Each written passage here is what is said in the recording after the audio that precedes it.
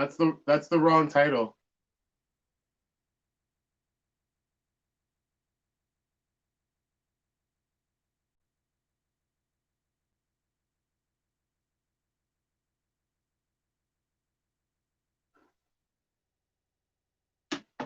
Oh, hey guys.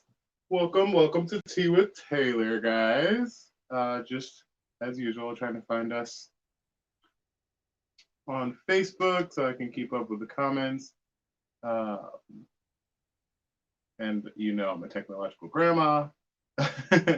So here we go. Okay, I think I got it. All right. And we're looking okay. Okay. And so, welcome again. Welcome to Tea with Taylor with me, Taylor Neptune. Today, we're actually just going to have a little chat, guys. I know how much you guys love these. Giving you a second to join in with me. Um, Start your watch parties. Feel free to comment. Again, I'm watching, so I will be able to respond. And I love these kind of things because we get to interact a little bit more, almost like a real conversation, almost like we're seeing each other and all that good stuff that we're missing out on. So feel free to comment, share all of the good stuff. Thank you for following me on social media and all of the social medias, all of the platforms that I have going right now. Really appreciate that. And thank you for joining me again today. So again, we're just gonna have an open chat, open discussion, talk about some current events and what may be going on with you guys, and we're gonna get into it. I think. Oh, here we go. Yes. Okay, so I'm figuring things out. I'm really excited about it because. Okay, there we go. Yeah. So first and foremost, let's talk about the good old inauguration. Yes, yes, yes, yes, yes, yes. So excited, so happy that this happened. I was watching bits and pieces in the background during my day while I was getting some stuff done. And there were moments where I was paying more close attention than others. For instance, the performances. Gaga was amazing. Um, I did just talk about this with the Progress Channel gang the day before inauguration, and we were all, had our mixed feelings about it. And I'm really glad that there were no more riots ensued and things of that nature, because it was just unnecessary. We already had to tell him 4 or 5 times that he lost, so I'm glad that we didn't have to deal with that kind of thing. But it was beautiful. It was really nice to see. It was a really good. It felt really good to have a new leader looking the way they did, and the cabinet being looking the way it is, and being so diversified, and all of the things that he plans on doing, him and Kamala as well, Kamala, and it's really hopeful, and that's the gist of the feeling that I got from the entire inauguration. A lot of my friends and people were just saying, how hopeful it felt, and even moved to tears during Biden's speech, which was great. And I really, again, it was just nice to hear someone speaking well that is in charge of the entire, country. So that was a breath of fresh air. So thank you for that, Biden. Um, and the fashions, oh man, Bi the fashion guy, I suppose I need to speak on this matter. It was amazing. The Progress Gang also sent me a banner that was super cute. Maybe I'll share it with you guys on Insta, with all the different pronounced colors in everyone's outfit. Let's not talk about Bernie. Bernie was the green one in that rainbow flag of outfit. But I'm not sure if he was actually wearing green or if his coat was green. I don't know. I've seen the meme so many times I can't really tell you the reality of what color he was wearing. But the Bernie memes are insane. I am living for them. They are so good. So whoever started that, keep it going. And I could feel the burn, Bernie. I feel it. Even while you're sitting in the back with your arms crossed, I feel the burn. But yeah, the outfits were amazing. We got a lot of attention for Michelle Obama's outfit, which was stunning to say the least. We got a lot of attention for Kamala's purple outfit, which was foretold in The Simpsons, apparently, which I thought to be pretty eerie because everything's foretold in The Simpsons, apparently. And we had the pronounced blue Cinderella moment that we had up there. And then Lady Gaga with the black and white hair in her classic outfit with really puffy skirt. It was good. It was nice. I enjoyed the Lady Gaga concert. I mean, inauguration. But even more important than the actual, you know, semblance of a ritual that we have for the inauguration, there were some really good things that have been set in place. And I'm actually, again, holding them accountable as politicians, as people, to what they had said they wanted for us and what they were going to do. And I'm really excited about seeing this new change and this innovation and growing as a whole, and really reviving the country after our previous our predecessor, let's say, to be unnamed from this point forward. I could just hear Dion's voice in the back of my head. So yeah, the unknown predecessor, to be unnamed. Excuse me. But again, even more important than the ritual, Biden set out on his first day in office, signed more than a dozen executive orders, which is extremely important because we're looking forward to what the next step is. We're looking to see what he's got up his sleeve and how he's going to do it. I'm really excited about it. Again, so he laid out more than a dozen executive orders, some of which reverse the major decisions that Trump had made. I mean, his predecessor, excuse me, to be unnamed. It's kind of like what Trump did when he got in office, and he just undid what Obama did just to spite him. But I mean, at least now we have a president who's doing things the right way for the right reasons, because we all needed to undo these policies that he had going. And honestly, and I mean that in the most, and COVID-19, of course, seems to be on the top of their agenda.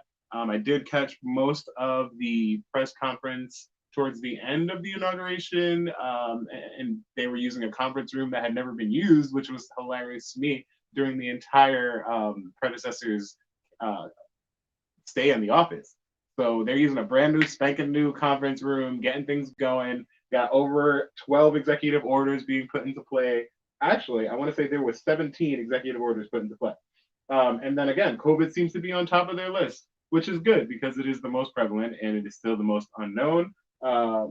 Most of these changes to the US response to COVID-19 to ease some of the financial strain, because we do have that package apparently in play coming.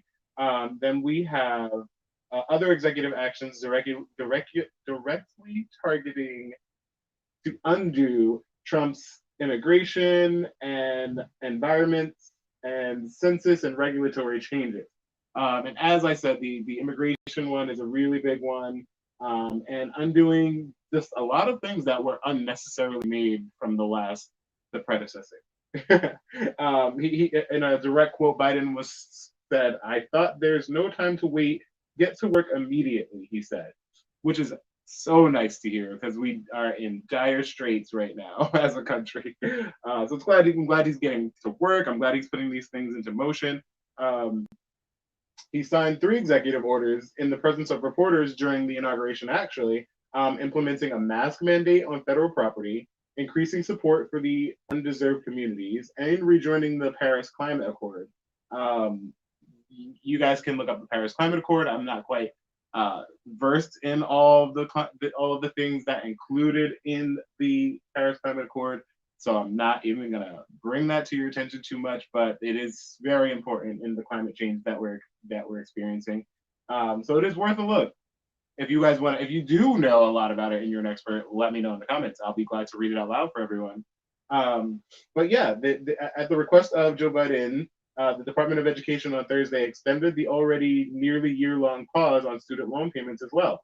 Another huge untalked about problem that could have probably been noted and taken care of, so to speak, a little bit more in the predecessor's, entire presidency. But I don't think it was mentioned. I'm not quite sure. I don't think it was even mentioned more than once, and that might have been just campaigning.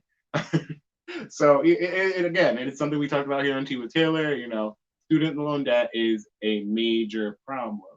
1.6 trillion, I believe, was the number that I saw thrown around. 1.5 trillion debt crisis. And for him to prioritize that right now to be a thing, also in encouraging the year-long pause, is huge. That's a really, really big thing. So I'm glad that again that he's really taking the time to pay attention to the things he said, the things he's promised, and the things that are important to us as a whole. So things that are important to citizens, and not just things that he thinks is important, like his predecessor. Anywho,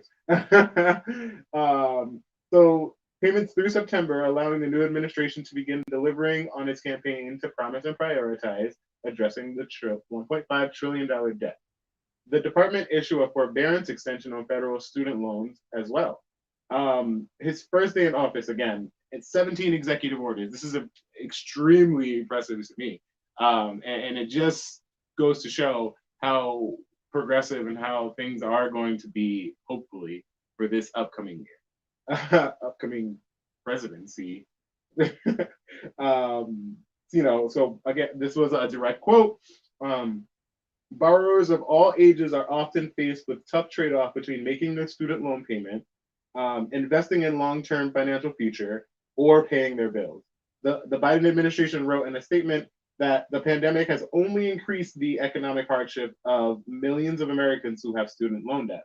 Again, super, super important, and it is a major economic driver. Just these insane amounts of monies that I expected to be paid back after college, the loans and debts and things like that, of course, are super important. So I'm glad he's paying attention to that. And among those 17 executive orders, I also just read something about him increasing wages for minimum wages and things of that along those lines, which has been a major point in past debates in past presidencies that we have also looked past, I think, with healing our country as a whole. The wages that we make are not sustainable. So another really, really deep-rooted issue that he's tackling, and it may take some time, but I'm really glad that he has stated these things and is making it very transparent for us all to see, including an extended food stamp program as well. So, I don't know where this funding is coming from just yet. I look forward to seeing a little bit more about these things, but just putting it in your ear that these are the things.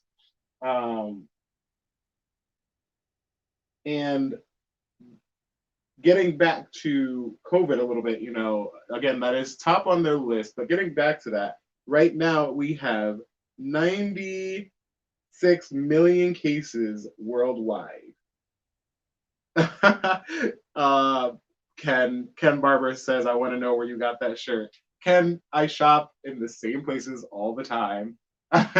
Anything European for me, but I believe this is Zara. I know how much you love your graphic button-ups and whatnot. Ken Barber, the producer here at the Progress Channel, he's good. He's pretty good. He's Kennifer, as we like to call him. But again, so just to, bring it right back, because it's going to be in your ear for another few more months. Even Moderna CEO, like I said on one of our last shows, says something you may have to live with forever. So I'm going to bring it right back to COVID for you. 96 million cases worldwide, and that's no joke. We have 2.6 million deaths as well. And to bring it home a little bit for the New Englanders and for the Rhode Islanders, we had 949 new cases and 7 deaths in the past week. So again, nearly 1,000 new cases. And I had spoken with you guys about how the death toll again has dropped, but the cases, how the cases have dropped, new cases have dropped, but the death toll continues to rise. So just be careful, make sure you guys are getting tested, make sure you're wearing a mask still. It's a mandatory mask policy being implemented on any private property. So anywhere you go, just make sure you have it. It's part of the checklist now. Phone, keys, wallet, mask. Okay, Jonathan, that's a really good point. Jonathan Trinidad is saying, I'm going to use your name on Facebook because I know that's not your last name, but it's okay. That's realty. So yes, Jonathan is saying, hopefully we do not have to pay these stimulus checks back because, as most of you may know, it is tax season. That's a thing that's happening. And again, that's a concern of mine. I haven't heard any talk about that. I'm not really updated on any information for that one. But if you guys know anything about that, let me know how that's looking. I really hope that the 1,200 that most of us receive isn't a taxable income. I'm not sure, but it is tax season. I'm sure they're gonna hit us over the head with all this soon. So if you guys know anything about that, let me know. I'd love to share that with the viewers. But I feel like that was a gift, you know, like like when you like when you're dating someone and they buy you something, and then after the relationship ends, you're like, but I get to keep this ring, right? That was a gift. Yeah, that was a gift from Papa Trump. I mean, excuse me, from our previous president, the predecessor. So how you gonna tackle us on that? We'll see. We'll see. And just another few other things that stuck out to me as of recently that I really thought that I would want to share with you guys. Netflix is adopting a gay graphic novel called Heartstopper, and they're turning it into a live action. They're turning it into a live action series. I have recently fallen in love with anime even more so than I was before. It was a childhood thing for me that recently I've getting back into. And I'm not gonna lie, Netflix has been a driver in that because now they have almost all of the anime shows that you can think of. And just to throw it out there, anime is it is of course animation, but it is also art in its own art in its own form, and I think it's amazing. There's so much work and effort put into doing anime and doing animated shows, and so much like there's writing behind it. There's a lot of wit and a lot of intellect put in behind it. Again, like The Simpsons, how we keep predicting all these things from The Simpsons.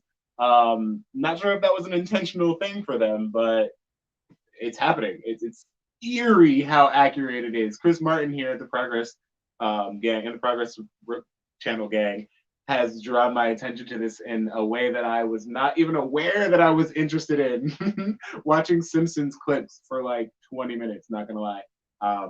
So don't if you go down that rabbit hole, good luck. It's intense, even to the point of going back and forth into the future in the show, back and forth. They have even the similar outfits. I'm not gonna spoil it for you, but if you go down that rabbit hole, go down that rabbit hole. It's intense. But yes, Netflix adopting gay graphic novel called Heartstopper. They're turning it into an 8-part live action series. Apparently, it's a well-known graphic novel, and I'm unfortunately I haven't heard of it, but I will be here for the show. And especially if Netflix is picking it up because I think they've been doing a really good job lately with these shows, with the anime shows in particular. And I actually just finished watching not too long ago Neo Yoko on Netflix. OMG. It's Jaden Smith is the voice, and it's just I'm not gonna give anything away. It's very pink. It's very well thought out. It's very lethargic in certain parts. It's very relatable in certain parts. And again, it is in the anime format. It's great. It is in the Japanese anime format, but it is an American series. I'm pretty sure. It was so good, and if you guys are into it, please watch it. It's great.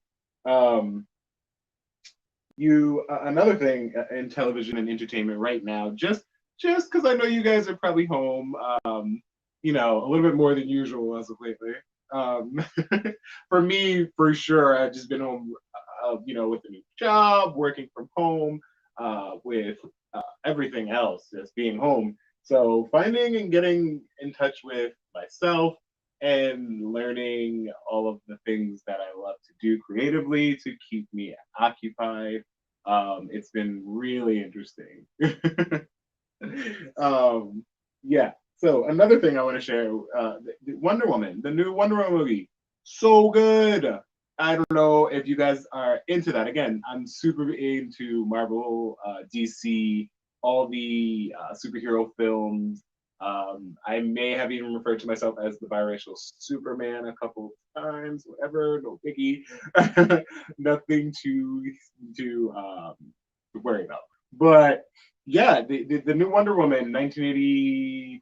Oh God, I don't remember. but the premise is they go back in time and you follow Wonder Woman into becoming who she is now as Wonder Woman. And it is such a good movie, so well done. I thought Kristen Wiig co-stars. I can't tell you who. It's a big surprise. And it's been available to watch actually for HBO Max members for I would say right after it came out in theaters, and it is only going to be on HBO Max for 2 more days. So if you haven't seen it and you're not going, you're isolating and you don't want to go to the movies, which surprisingly is open right now. And they're going out of business, most of the movie theaters. But that's the next one. Anywho's, so if you don't want to go to the movies and you want to isolate and you still want to see it, 84. Thank you, Dion. Okay, 1984. Also, thanks for watching. Love you. 1984, Wonder Woman, 1984. If you haven't seen it and you don't have HBO Max, get one of your girlfriend's passwords, your boyfriend's passwords, your boyfriend's sister's password, your auntie's password. Get on HBO Max. You got 2 more days to watch Wonder Woman basically for free if you have an HBO Max subscription. Other than that, you might have to wait a few years for the streaming networks to catch up with putting that out. But it was worth the watch. It was really, really good. So get into it. If you're a Wonder Woman fan, like I know my good friend Gail Pimentel is, then yeah, get into it. It's good. You're not gonna hate it. I promise. But yeah, another thing that is interesting to me in this new world that is movie theaters. One of my favorite things: movie theaters are going out of business. The main major brands, the major companies are going out of business. At this point, it's impossible, paraphrasing from what they said, to regain the amount of income that they would need to stay open. And it's so sad. I love the movies. I absolutely love the movies. I go to movies by myself because I love the movies. And if someone interrupts my movie more than I'd like, I'm going to be upset and I'm not going to enjoy the experience. So I learned early on, I think around like 16, 17, I was like, I'm going to go to the movies by myself. I don't care. Call me weird. Say whatever you want. I'm having a good old time. Sit up in this movie, watch this movie. Yeah, they are. And the funny thing that I thought when I read that movie theaters are going out of business is that one, they're open during a pandemic, which is strange and awful. But also again, like Dion Sage is saying right now, the movie theaters are expensive. They always have been. It's risen. The price has risen, of course, by a few bucks here and there on every single thing that you can imagine. But to be so expensive and to be such a thing that almost everyone does, especially in the US, and how many movies come out, I just don't understand how they have not made the amount of money that they need. And these things and movie theaters have been around since eons ago. I can't even tell you when movie theaters became a thing because movie theaters were a thing before I was ever even a thought. We started out with black and white, started out with plays, turned into movies, and I just can't believe that movie theaters. I can't imagine a world without movie theaters. It seems really strange to me. And Dion, yes, Wonder Woman was the best fighter in Justice League. I'm really glad we agree on yet another thing. This is why we're friends. Out of all of the DC people, I thought she received the least amount of recognition as well. Out of all the superheroes, they all got movies first. They all were like a big deal in some point, in some fight, in some struggle. I think they waited a long time to give Wonder Woman her struggle, give her light. So I'm just basking in the ambiance at the moment. Yeah. So again, 2 days. Y'all got 2 days. Y'all better get them passwords, get them logins.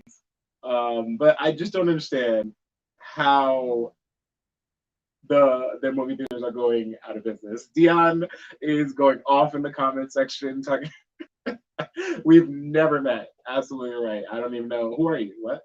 This guy. No, guys, I'm being harassed. And one more other thing, and I know this is probably like a broken record for me at this point, but I've also been really enjoying RuPaul's Drag Race. It's really good. This season is like no other. I really want to share all the spoilers. I really want to just like tell you guys everything. But I know you're watching. I know you're watching. Millions of people watching. It's been really, really good, and like lots of little turns and little things of that nature, and little surprises. Rue is having a lot of fun this season, apparently.